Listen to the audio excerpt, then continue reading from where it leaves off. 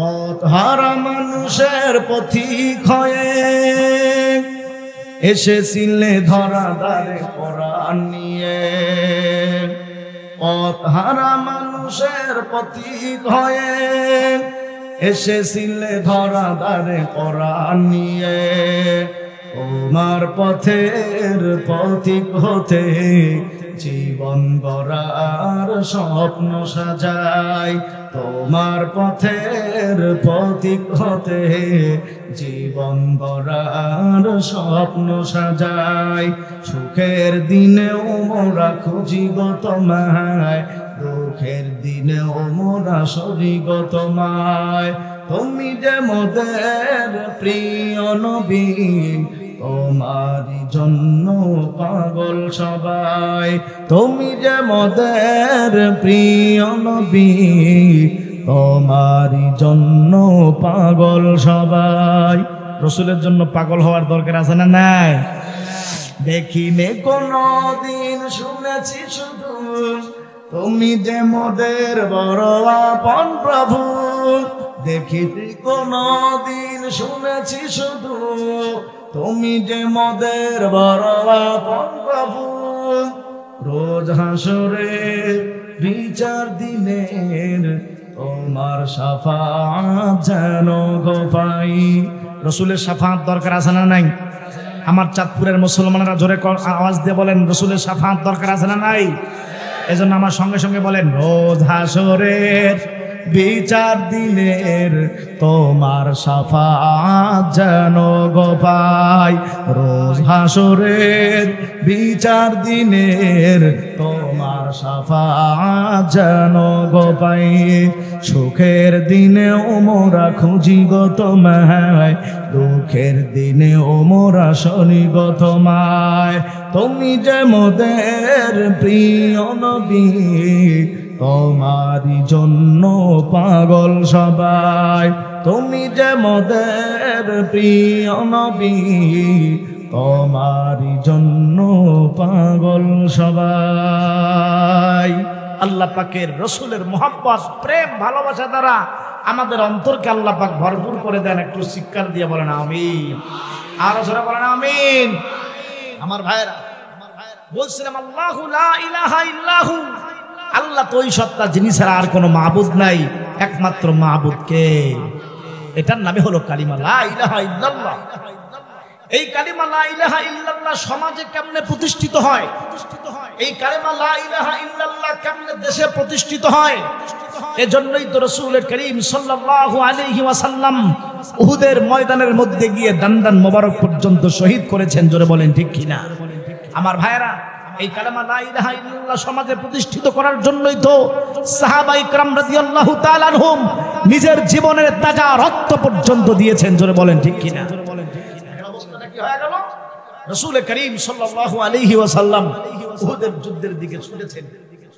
সাহাবায়ে কেরাম রাদিয়াল্লাহু তাআলা আনহুদেরকে নিয়ে প্রায় 1000। জোরে বলেন কত হাজার? 1000। আমার চাঁদপুরের মুসলমান, কথাগুলো দিলের কান দিয়ে বোঝার চেষ্টা করেন। ও পর্দার অন্তরালের মা, মাইকের আওয়াজ যাদের কান পর্যন্ত যায়, সবাইকে বলি কথাগুলো দিলের কান দিয়ে একটু বোঝার চেষ্টা করেন রে বাবা। আমার মায়ার নবী মুহাম্মদুর রাসূলুল্লাহ সাল্লাল্লাহু আলাইহি ওয়াসাল্লাম উহুদের ময়দানের মধ্যে ছুটছেন বাতিলদের বিরুদ্ধে যুদ্ধ করার জন্য, ওই কালেমা লা ইলাহা ইল্লাল্লাহ প্রতিষ্ঠিত করার জন্য। প্রতিমধ্যে মুনাফিকদের দল পয়গম্বর মুহাম্মদুর রাসূলুল্লাহকে ডাক দিয়ে বলে, মুহাম্মদ একটু আপনি দাঁড়ান।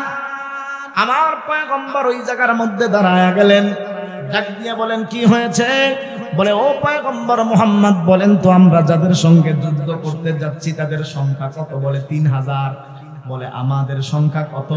বলে আমাদের সংখ্যা হলো 1000।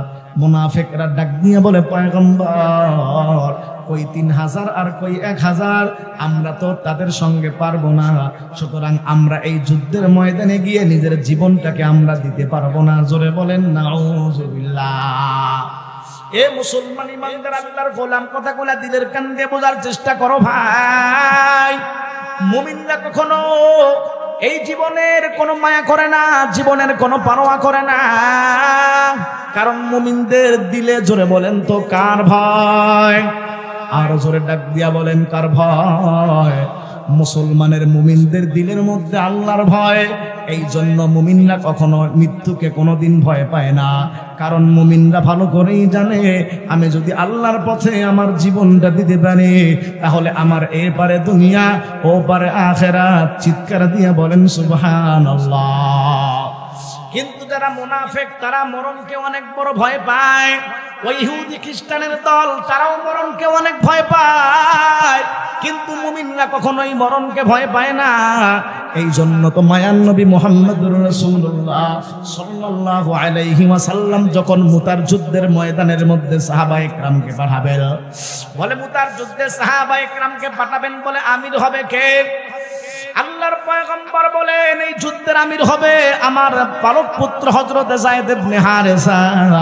বলে যায়েদ ইবনে হারেসা যদি শহীদ হয়ে যায় এরপরে এই যুদ্ধের আমির হবে আমার চাচাতো ভাই হযরতে জাফর ইবনে আবি তালেব।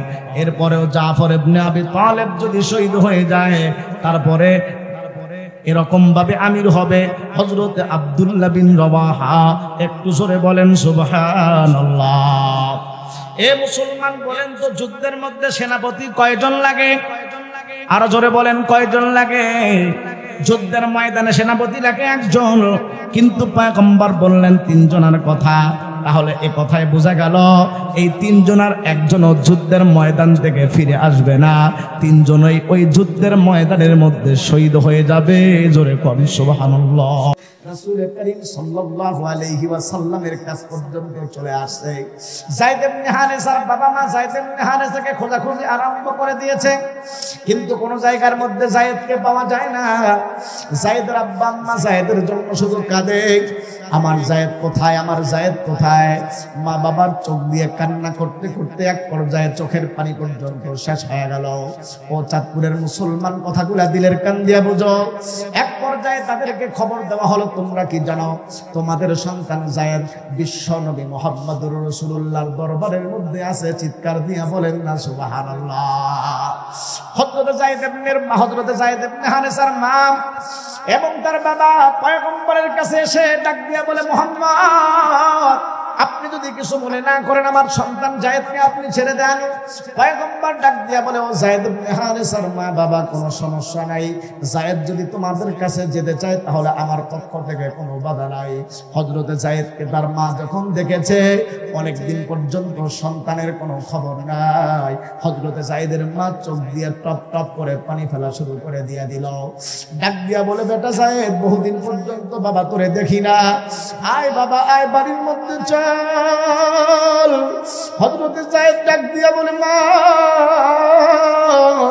যেই নবী মুহাম্মদুর রাসূলুল্লাহর দরবারের মধ্যে আমি আছি, এই পয়গম্বর মুহাম্মদুর রাসূলুল্লাহ কখনো আমাকে খাদেমের মতো কাজ করায় না, আমাকে এত মহব্বত করে, এত ভালোবাসে।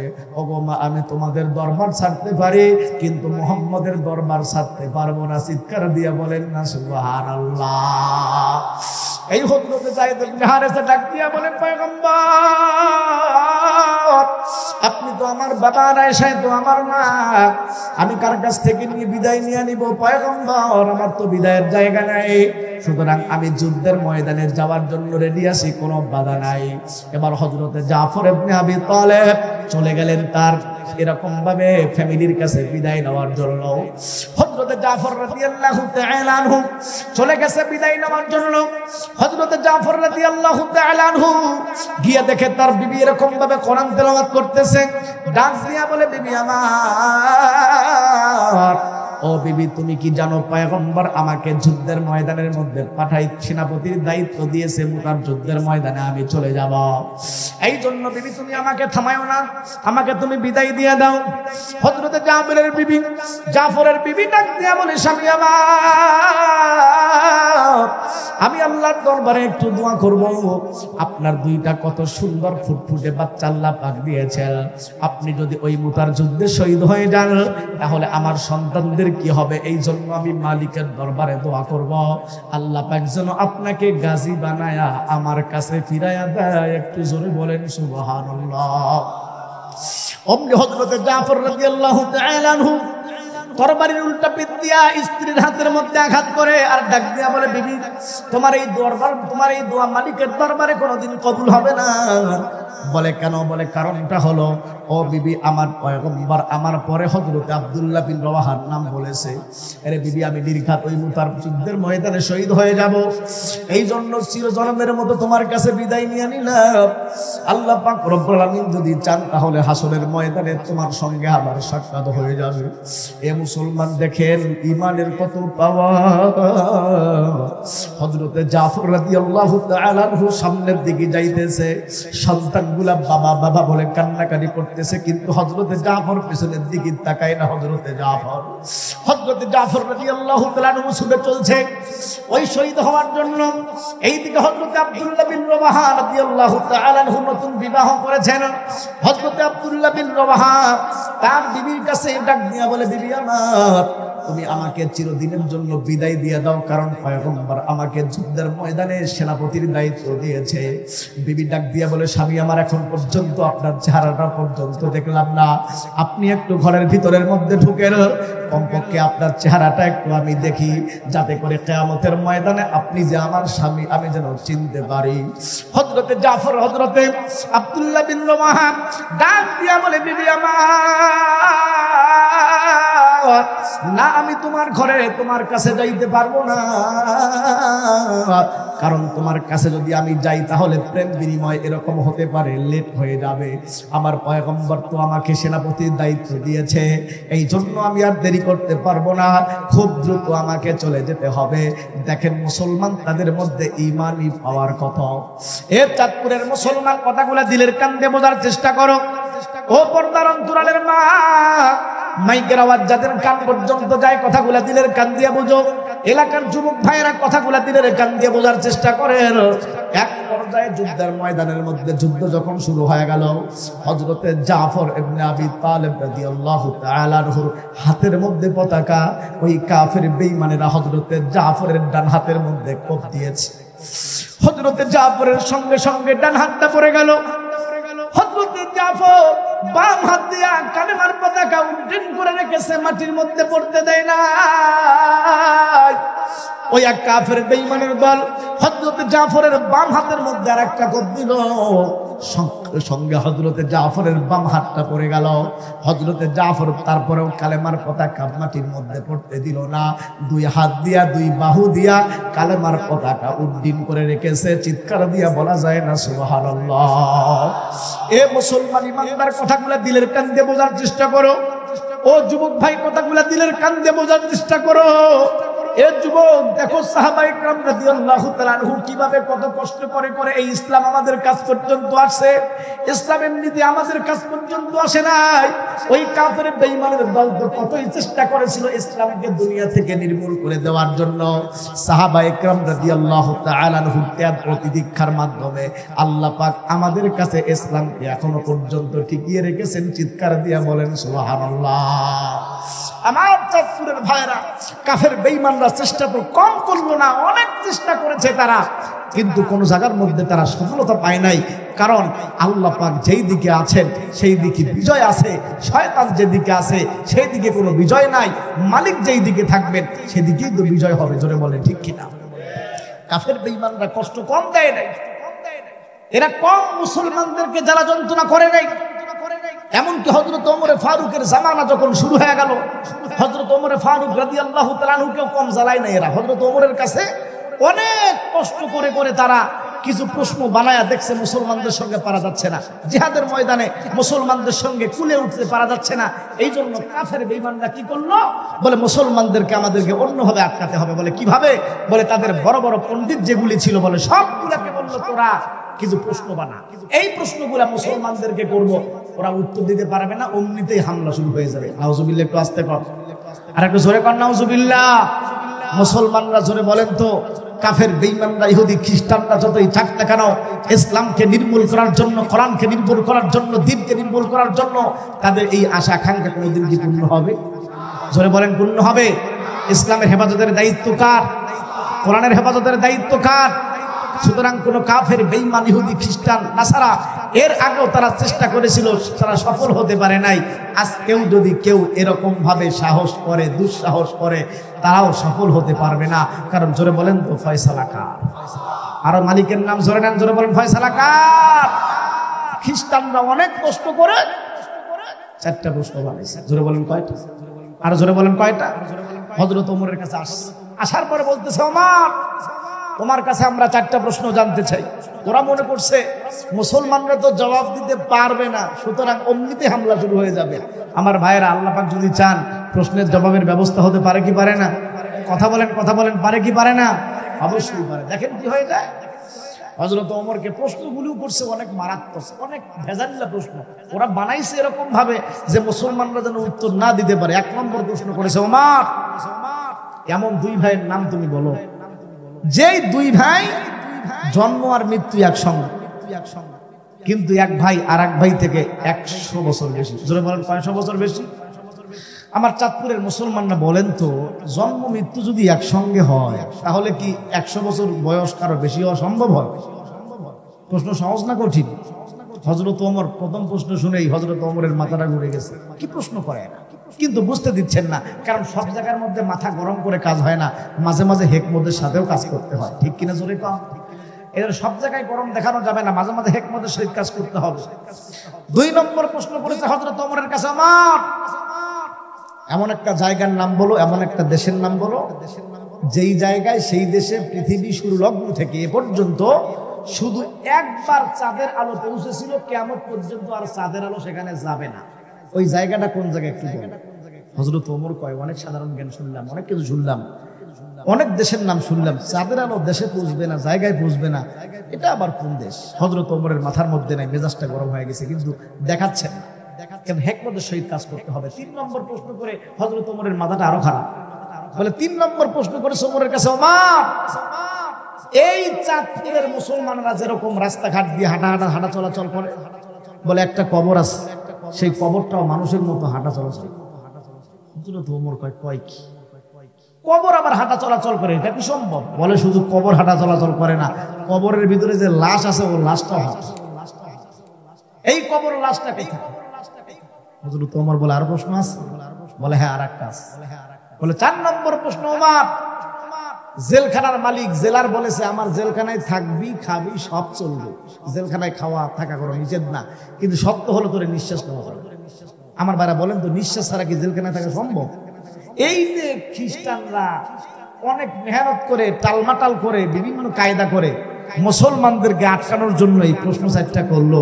আপনারা বলেন তো 4টা প্রশ্ন সহজ না কঠিন? আপনারা করেন কঠিন না সহজ? হযরত ওমরের মাথা পর্যন্ত ঘুরতেছে, ওমরের কাছেও জবাব। ওমর চিন্তা করছে যে প্রশ্নের জবাব দেবো কোন জায়গায়। বলে ভাইজান জবাব হবে, কোনো সমস্যা নাই, তবে একটু আমাকে সময় দিতে হবে। খ্রিস্টানরা মুস্কি মুস্কি হাসতেছে আর বলতেছে, ওমর সময় কয়দিন লাগবে? বলে আমার 3 দিন সময় লাগবে বা 1 সপ্তাহ লাগবে। ওরা মনে মনে বলে 1 সপ্তাহ কেন, 6 মাস সময় দিলেও এই প্রশ্ন তুমি খুঁজে পাবা না। যেভাবে প্রশ্নগুলো আমরা বেকায়দা করে বানাইছি, এই প্রশ্ন খুঁজে পাওয়া সম্ভব না। মুস্কি মুস্কি হাসতেছে আর বলছে, ঠিক আছে তোমাকে সময় দেওয়া হবে। হযরত ওমর রাদিয়াল্লাহু তাআলা চিন্তায় পড়ে গেলেন। কাফের বেঈমানদের কাছে এখনো পর্যন্ত হযরত ওমরে ফারুকের জামানার মধ্যে যেই জায়গার মধ্যে মুসলমানরা গিয়েছে, প্রত্যেকটা জায়গায় মুসলমানদেরকে বিজয় দান করেছেন কে? আর জোরে বলেন কে? হযরত ওমর চিন্তায় পড়ে গেলেন, প্রশ্নের জবাব পাবো কোন জায়গায়? আমার কাছে তো জবাব নাই।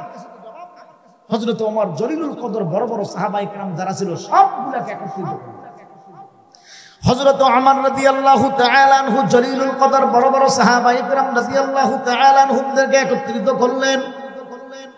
হযরত ওমর ফারুক রাদিয়াল্লাহু তাআলা আনহু বড় বড় সাহাবায়ে কেরামদেরকে একত্রিত করার পর ডাক দিয়া বলে, সাহাবায়ে কেরামের দল, আপনাদের মধ্যে কে আছেন? খ্রিস্টানরা আমার কাছে 4টা প্রশ্ন করেছে।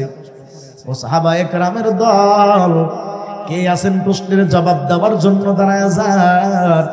যদি খ্রিস্টানদের প্রশ্নের জবাব না দিতে পারেন, খ্রিস্টানরা মদিনার মধ্যে হামলা করে মদিনাকে তছনছ করে দিয়ে দিবে। এই জন্য আপনাদের মাঝে কে আছেন প্রশ্নের জবাব দেওয়ার জন্য দাঁড়ায় যান। হযরত ওমর মনে মনে ভাবতেছে, কেউ যদি প্রশ্নের জবাব না দিতে পারে, কমপক্ষে হযরত আলী তো প্রশ্নের জবাব দিতে পারবেন। কারণ পয়গম্বর বলেছেন, আনা মাদিনাতুল ইলমি ওয়া আলিকুম বাবুহা, আমি পয়গম্বর হলাম ইলমের শহর, আর ওই ইলমের দরওয়াজা হলো হযরত আলী। আল্লাহ পাক হযরত আলীকে তো প্রচুর জ্ঞান দান করেছেন, এই জন্য হযরত আলী তো অবশ্যই প্রশ্নের জবাব দিতে পারবে। হযরত ওমর আলীর দিকে তাকায়, কিন্তু হযরত আলী প্রশ্নের জবাব দেওয়ার জন্য দাঁড়ায় না। হযরত ওমর টেনশনের মধ্যে পড়ে গেলেন, তাহলে কি আলীর কাছেও কি প্রশ্নগুলোর জবাব নাই? হযরত ওমর ওসমানের দিকে তাকায়, হযরত ওসমান প্রশ্নের জবাব দেওয়ার জন্য দাঁড়ায় যাবে। হযরত ওসমান রাদিয়াল্লাহু তাআলা আনহু তিনি প্রশ্নের জবাব দেওয়ার জন্য দাঁড়ায় না। হযরত আব্দুল্লাহ বিন মাসউদের দিকে তাকায়, কিন্তু কোন সাহাবায়ে কেরাম খ্রিস্টানদের এই প্রশ্নগুলোর জবাব দেওয়ার জন্য দাঁড়াইতে পারতেছে না। হযরত ওমর টেনশনের মধ্যে পড়ে গেলেন, তাহলে কাফের বেঈমানের দল আমাকে যেই প্রশ্নগুলো করেছে এই প্রশ্নগুলোর জবাব কি কোনো সাহাবী দিতে পারবে না? এই জন্য তাহলে কি কাফের বেঈমানদের কাছে কি আমাদেরকে পরাজিত হতে হবে নাকি? এই জন্য হযরত ওমর কোন দিকে লক্ষ্য না করে ডাইরেক্ট মালিকের কাছে কল লাগায়া দিলেন। আস্তে করে সুবহানাল্লাহ। হযরত ওমর মালিকের দরবারে ডাক দিয়ে বলে, আল্লাহ, খ্রিস্টানরা আমার কাছে 4টা প্রশ্ন করেছে রে মালিক।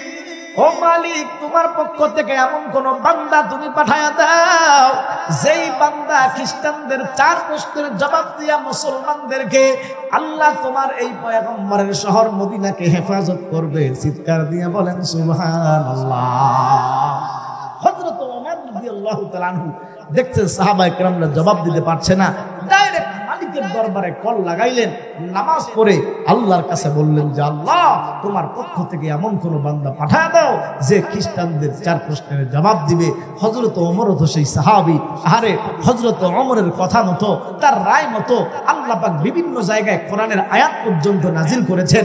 সেই ওমর যখন মালিকের দরবারে হাত উঠাইছে, ওমরের হাত তো আল্লাহ খালি হাতে ফেরত দিল না, আল্লাহ পাক সঙ্গে সঙ্গে ওমরের দোয়াকে কবুল করে নিলেন। সুবহানাল্লাহ। রাখো আস্তে করে।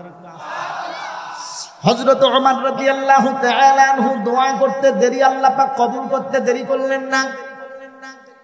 ও চাঁদপুরের মুসলমান ভাই, কথাগুলো দিলের কান দিয়ে বোঝার চেষ্টা করেন। ও পর্দার অন্তরালের মা, মাইকের আওয়াজ যাদের কান পর্যন্ত যায় সবাইকে বলি, কথাগুলো দিলের কান দিয়ে বোঝার চেষ্টা করেন। ছোট্ট একটা বালক, বয়স 12 কিংবা 14 বছর বয়স, এই 12 কিংবা 14 বয়সের বালক যার নাম হলো হযরত আব্দুল্লাহ বিন আব্বাস। আমার পয়গম্বরের চাচার নাম হলো হযরত আব্বাস। হযরত আব্বাসের পুত্র আব্দুল্লাহ, আব্দুল্লাহ বিন আব্বাস ডাক দিয়া বলে, ওমর, খ্রিস্টানরা আপনার কাছে 4টা প্রশ্ন করেছে। আমি লক্ষ্য করে দেখলাম কোন সাহাবী এই জায়গার মধ্যে প্রশ্নের জবাব দেওয়ার জন্য দাঁড়াইতেছে না। ও আমিরুল মুমিনিন খলিফাতুল মুসলিমিন ওমর, আপনার কোনো টেনশনের কারণ নাই, চিন্তার কোনো কারণ নাই। আল্লাহ পাক রব্বুল আলামিন আমাকে যে কোরআনের জ্ঞান দান করেছে, ও আমিরুল মুমিনিন ওমর, খ্রিস্টানদের 4 প্রশ্নের জবাব আমি ছোট্ট বালক আব্দুল্লাহ বিন আব্বাস অন্য কোন কিতাব থেকে নয়, মহাগ্রন্থ আল কোরআন থেকে দিয়ে দিব। আস্তে কোন সুবহানাল্লাহ। আর একটু জোরে বলা যায় না সুবহানাল্লাহ? হযরতে আব্দুল্লাহ ডাক দিয়ে বলে, ওমর, এই জায়গার মধ্যে আপনারা জলিলুল কদর বড় বড় সাহাবায়ে কেরামরা আছেন। এই জায়গার মধ্যে আমি ছোট্ট মানুষ যদি কথা বলি বেয়াদবি হয়ে যাবে। এই জায়গার মধ্যে আলীর মতো সাহাবী আছে, ওসমানের মতো সাহাবী আছে, আব্দুল্লাহ বিন মাসউদের মতো সাহাবী এই জায়গার মধ্যে আছে। আপনি আমিরুল মুমিনিন খলিফাতুল মুসলিমিন এই জায়গার মধ্যে আছেন।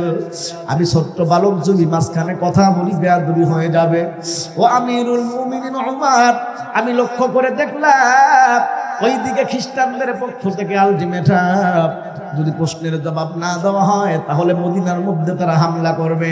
আমি আব্দুল্লাহ বিন আব্বাস পয়গম্বরকে এত মহব্বত করি, পয়গম্বরের শহর মদিনাকে এত মহব্বত করি, প্রয়োজনে আমার জীবন দিয়ে দিব, তারপরেও কাফের বেঈমানদের হাত থেকে মদিনাকে রক্ষা করেই ছাড়বো। আস্তে কোন সুবহানাল্লাহ।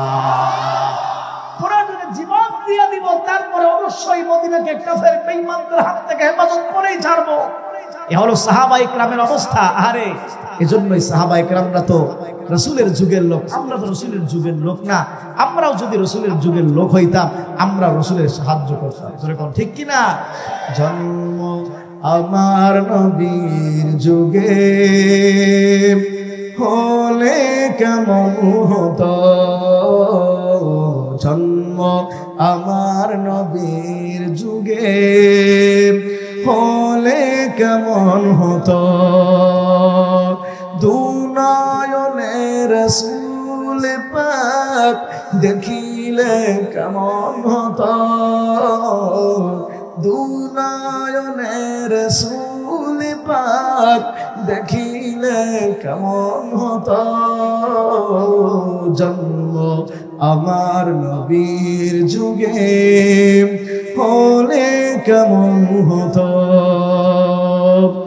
আসত ভেসে হাজারতি বেলালের মধুর জান, যেই আজানে ছিল খুদার প্রেম মুগ্ধ রহমান, আসত ভেসে হাজারতি বেলালের মধুর জান, যেই আজানে ছিল খুদার প্রেম মুগ্ধ রহমান, দয়ার নবীর পিছে নামাজ পড়লে কেমন হতো, দয়ার নবীর পিছে নামাজ পড়লে কেমন হতো, দুনয়নে রাসূল পাক দেখিলে কেমন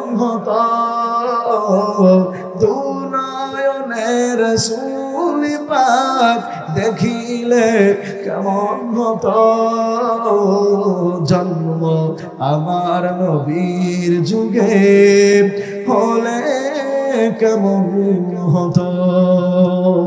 মারহাবা জোরে কোন, আর জোরে কোন মারহাবা।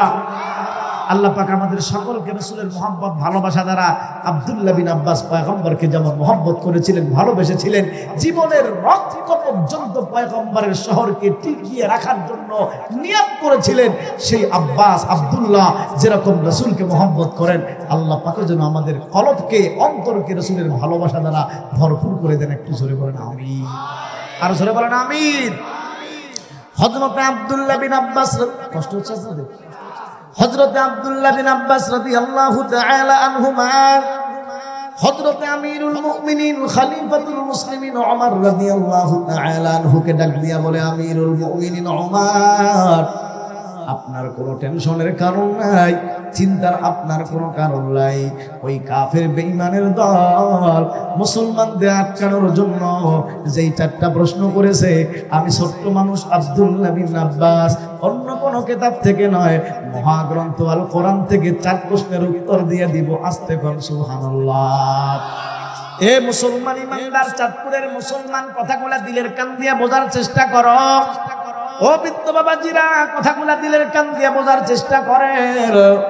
এই জায়গার মধ্যে একটা কথা বুঝতে হবে, আমার মালিক যদি চাইতেন তাহলে আল্লাহ পাক রব্বুল আলামিন বড় কোন জলিলুল কদর সাহাবায়ে কেরামের মাথার মধ্যে এই উত্তর দিতেও আল্লাহ পাক পারতেন কি পারতেন না? জোরে বলেন, পারতেন কি পারতেন না? কিন্তু আল্লাহ পাক জলিলুল কদর বড় সাহাবায়ে কেরামকে এই জায়গার মধ্যে ইউজ করলেন না, ব্যবহার করলেন না। বলে কারণটা কি জানো? আল্লাহ পাক রব্বুল আলামিন দেখায় দিতে চায়, ও কাফের বেঈমানের দল, আমার বিরুদ্ধে অবস্থান নিবা, ইসলামের বিরুদ্ধে অবস্থান নিবা। আমি আল্লাহ যদি কাউকে ধ্বংস করতে চাই, কাউকে যদি আমি পরাজয় করাইতে চাই, বড় ধরনের কোনো বাহিনী লাগে না। ওই আল্লাহ পাক রব্বুল আলামিন বিশাল বাহিনী আব্রাহাকে ছোট্ট ছোট্ট পাখির মাধ্যমে যেমন ধ্বংস করেছে, আল্লাহ পাক নমরুদকে মশার মাধ্যমে ধ্বংস করেছে। যেই মশা ইয়াখতুনা, ল্যাংড়া মশা দিয়ে আল্লাহ নমরুদকে ধ্বংস করলেন। বলে কেন? আল্লাহ পাক দেখাইতে চায় আমি আল্লাহর বিরুদ্ধে তোমরা অবস্থান নিবা, তোমাদেরকে ধ্বংস করার জন্য মালিকের বড় বাহিনীর প্রয়োজন হবে না, ছোট্ট বাহিনী দ্বারা আমি আল্লাহ ধ্বংস করতে পারি। জোরে বলেন মালিকের ক্ষমতা আছে না নাই? এই জন্য ওই কাফের বেঈমান ইহুদি নাসারা খ্রিস্টান যারা এখনো পর্যন্ত আছে, নাস্তিক মুরতাদ বেঈমানের দল যারা এখনো পর্যন্ত আছে, তাদেরকে জানাইতে চাই, যারা কোরআনের বিরুদ্ধে অবস্থান নিবা, ইসলামের বিরুদ্ধে অবস্থান নিবা, উলামায়ে কেরামের বিরুদ্ধে অবস্থান নিবা, আল্লাহ পাক রব্বুল আলামিন যেই রকম ভাবে চাইনার মতো, রাশিয়ার মতো এত বড় বড় দেশগুলোকে আল্লাহ পাক রব্বুল আলামিন সামান্য করোনা নামক ভাইরাস দিয়ে আল্লাহ পাক সবাইকে শান্ত করে দিয়েছে। ওই আল্লাহর কাছে কিন্তু বাহিনীর কোনো অভাব নাই। কোরআনের বিরুদ্ধে, ইসলামের বিরুদ্ধে অবস্থান নিবা, আল্লাহ পাক অন্য বাহিনী পাঠায়া দিয়ে তোমাদেরকে ধ্বংস করতে দেরি করবেন না। জোরে বলেন মালিকের ক্ষমতা আছে না নাই? এ মুসলমান, কথাগুলো দিলের কান দিয়ে বোঝার চেষ্টা করো। আলোচনা অনেক, সময় তো অনেক স্বল্প। ও মুসলমান ইমানদার আল্লাহর গোলাম, হযরত আব্দুল্লাহ বিন আব্বাস কোরআন থেকে যখন হযরত ওমরকে 4টা প্রশ্নের উত্তর জানায় দেয়, হযরত ওমর রাদিয়াল্লাহু তাআলা আনহু খ্রিস্টানদের কাছে জবাব পাঠায়। খ্রিস্টানরা বলে, হ্যাঁ আমরা মনে করেছিলাম মুসলমানরা জবাব দিতে পারবে না। মুসলমানরা যে জবাব দিয়েছে 100% সঠিক হয়েছে। সুবহানাল্লাহ। একটু আস্তে কোন সুবহানাল্লাহ। আমার মুসলমান ভাইরা, চাঁদপুরের যুবকেরা, হযরতে আব্দুল্লাহ বিন আব্বাস কোরআন থেকে 4 প্রশ্নের উত্তর কেমনে দিল আমি কি আপনাদেরকে বলবো? কষ্ট হচ্ছে মনে হয়, পিছনের ভাইদের কষ্ট হচ্ছে। এর জন্য তাকবীর দেন তো, নারায়ে তাকবীর। এই তাকবীর হবে না, জোরে আওয়াজ দিয়ে বলতে হবে নারায়ে তাকবীর। আমার ভাইরা, খ্রিস্টানরা, ইহুদিরা যতই চেষ্টা করুক, এরা মুসলমানদেরকে কম জ্বালায় নাই, অনেক জ্বালাতন করেছে। হযরতে জাফর ইবনে আবি তালেব রাদিয়াল্লাহু তাআলা আনহুকে ওই মুনাফিকরা বলতেছে, ও জাফর, যুদ্ধের ময়দানে যাবা, তোমার পদে আব্দুল্লাহ বিন রওয়াহার নাম, তুমি কিন্তু যুদ্ধের ময়দানে গেলেই কিন্তু শহীদ হয়ে যাবা। হযরতে জাফর বলে, জীবন দিয়ে দিব মালিকের দরবারে, এখানে কোনো পরোয়া করি না। বারবার মালিক জীবন দিবে, আবার শহীদ হব, আবারও জীবন দিবে, আবারও শহীদ হব, আবারও জীবন দিবে, আবারও শহীদ হব। চিৎকার দিয়ে সুবহানাল্লাহ। চাঁদপুরের মুসলমানেরা কথাগুলা দিলের কান দিয়ে বোঝেন। এই জায়গার মধ্যে একটু রাখলাম, প্রশ্নগুলোর উত্তর দিবে, একটু ওয়েট করেন। হযরতে জাফর ইবনে আবি তালেব রাদিয়াল্লাহু তাআলা আনহু যখন যুদ্ধের ময়দানের মধ্যে শহীদ হয়ে গেল, রাত্রিবেলা হযরতে জাফর ইবনে আবি তালেবকে তার কোন একজন বন্ধু দেখলেন। হযরতে জাফর আল্লাহর তৈরি জান্নাতের মধ্যে ঘুরে বেড়াইতেছে, চিৎকার দিয়ে বলা যায় না সুবহানাল্লাহ। হযরতে জাফরকে ডাক দিয়া বলে, জাফর, মালিক তোমার সঙ্গে কেমন ব্যবহার করেছে রে জাফর?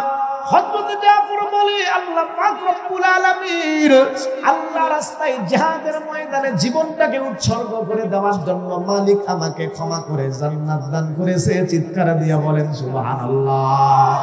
হে মুসলমান, আমাদেরও জান্নাতের মধ্যে যেতে মনে চাই কি চায় না? আর একটু জোর আওয়াজ দিয়া বলেন, জান্নাতে যেতে মনে চাই কি চায় না? চাঁদপুরের যুবকদেরকে বলি, যুবকেরা, আজকে তো তোমরা যে সমস্ত নারীর পিছনে পড়েছ, আজকে তো যুবকেরা যদি কোনো সুন্দরী কোনো মেয়েকে রাস্তার মধ্যে দেখে, যুবকেরা সেই মেয়ের দিকে এমন দিকে তাকায় যে মেয়েকে পাওয়ার জন্য পাগল পারা হয়ে যায়। যুবকেরা, আজকে যেই সমস্ত মেয়ের জন্য তোমরা পাগল হয়েছ, তোমাদের যে বান্ধবী আছে, যে প্রেমিকা আছে, যাই হোক না কেন, এরা প্রত্যেক মাসে তো অসুস্থ হয়, মুখ থেকে থুতু নিক্ষেপ করলে তাদের দুর্গন্ধ বের হয়। জোরে বলেন ঠিক কিনা? কিন্তু যুবক, তোমাদেরকে একটু মেসেজ দেই, ভালো করে শুনে নাও। এ যুবক, তুমি যদি তোমার যৌবনকে ঠিক রাখতে পারো, মালিকের দরবারে তুমি যদি জান্নাত পাইতে পারো, আল্লাহ পাক রব্বুল আলামিন জান্নাতে যাওয়ার পর তোমাকে এমন একটা স্ত্রী দান করবে, এমন গার্লফ্রেন্ড দান করবে, এমন সেবিকা দান করবে, এমন বান্ধবী দান করবে। ওই বান্ধবী দুনিয়ার মধ্যে যদি একটু থুথু নিক্ষেপ করে দিত, আমার মায়ার নবী বলেন, জান্নাতি হুরদেরকে আল্লাহ পাক এত সুন্দর করে বানিয়েছে। বলে, জান্নাতি কোন হুর যদি দুনিয়ার মধ্যে একটু থুথু নিক্ষেপ করত, দুনিয়ার মেয়েরা থুতু নিক্ষেপ করলে দুর্গন্ধ বের হয়। বলে, জান্নাতি জান্নাতি হুর যদি দুনিয়ার মধ্যে থুতু নিক্ষেপ করত, আল্লাহ পাক রব্বুল আলামিন সমস্ত পৃথিবীটা সুঘ্রাণে পরিণত করে দিত। আস্তে কোন সুবহানাল্লাহ। এ মুসলমান ইমানদার আল্লাহর গোলাম, এর যুবক ভাই, ওই মেয়ে, ওই নারী, ওই স্ত্রী, ওই গার্লফ্রেন্ড তুমি যদি পাইতে চাও, তাহলে মালিকের ইবাদত করার দরকার আছে না? না। এ ওই যুবতী কত সুন্দরী করে আল্লাহ পাক তারে বানাইবেন, ওই হুর কত সুন্দর। আজকে সূর্যের আলোর কারণে সমস্ত পৃথিবীটা আলোকিত হয়ে যায়, চন্দ্রের আলোর কারণে সমস্ত পৃথিবীটা আলোকিত হয়ে যায়। পয়গম্বর আরবি মুহাম্মদুর রাসূলুল্লাহ বলেন, জান্নাতি হুরদেরকে আল্লাহ পাক এমন সুন্দর করে বানিয়েছেন, জান্নাতি কোন হুর যদি দুনিয়ার মধ্যে একটু হাতটা বের করে দিত, তাদের হাতের আল্লাহ পাক এত আলো আর দান করেছে, তাদের হাতের আলোতে সমস্ত পৃথিবীটা আলোকিত হয়ে যেত। আস্তে কম সুবহানাল্লাহ।